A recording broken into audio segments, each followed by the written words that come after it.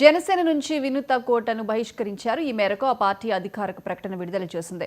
జనసేన శ్రీకాళహస్తి నియోజకవర్గం ఇన్ఛార్జిగా ఉన్న వినూత కోట వ్యవహార శైలి పార్టీ విధి విధానాలకు భిన్నంగా ఉన్నందున గత కొంతకాలంగా పార్టీ కార్యక్రమాలకు దూరంగా ఉంచినట్లు పేర్కొంది.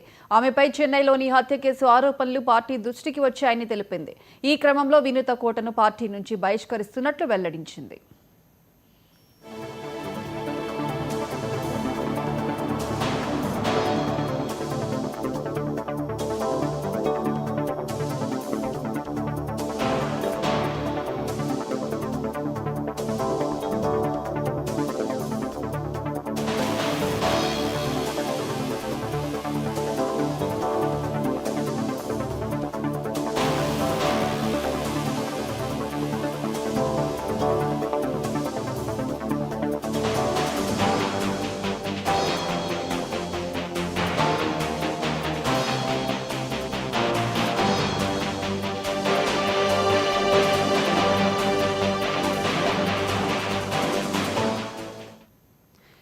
ఇదే అంశానికి సంబంధించి మరిన్ని అప్డేట్స్ మా ప్రతినిధి మునిరాజు ఫోన్ లైన్ అందిస్తారు. మునిరాజు.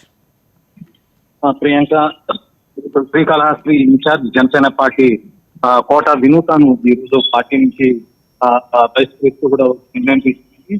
ముఖ్యంగా ఆమె వ్యక్తిగత సహాయకుడు అలాగే డ్రైవర్ గా వ్యవహరించినటువంటి రాయుడు మర్డర్ కేసులో వినూత కోట అలాగే ఆమె భర్త చంద్రబాబును ఇద్దరిని కూడా పార్టీ నుంచి సస్పెండ్ చేసింది, బహిష్కరించింది. ప్రధానంగా రాయుడు పైన ఆమె ఎన్నో చాలా కొద్ది ఏళ్లుగా ఆమె దగ్గర నమ్మకమైన వ్యక్తిగా రాయుడు కొనసాగుతున్నారు. అయితే ఇటీవల కాలంలో అతను ఇతరులకి సమాచారం అంతా చేరవేస్తున్నాడనే ఒక అపనమ్మకం కలగడంతో అతన్ని 3 రోజుల కిందట బెదిరించడం కూడా జరిగిందనే సమాచారం. అయితే ఆ బెదిరింపు తర్వాత మర్డర్ చేసి కోనం నది, అంటే తమిళనాడులోని కోనం నదిలో వేసేశారు. ఈ వేయడంలో స్వయంగా తమ కారులో నుంచే రాయుడిని తీసుకెళ్లి పని కట్టుకొని తమ మీద నింద లేకుండా ఉండడం కోసం చేశారు. అయితే ఆధారాలన్నింటినీ, అంటే సీసీటీవీ ఫుటేజ్ తో సహా కార్ డాటా అన్నింటినీ సేకరించినటువంటి తమిళనాడు పోలీసులు గత అర్ధరాత్రి ఆమెని అరెస్ట్ చేయడం జరిగింది.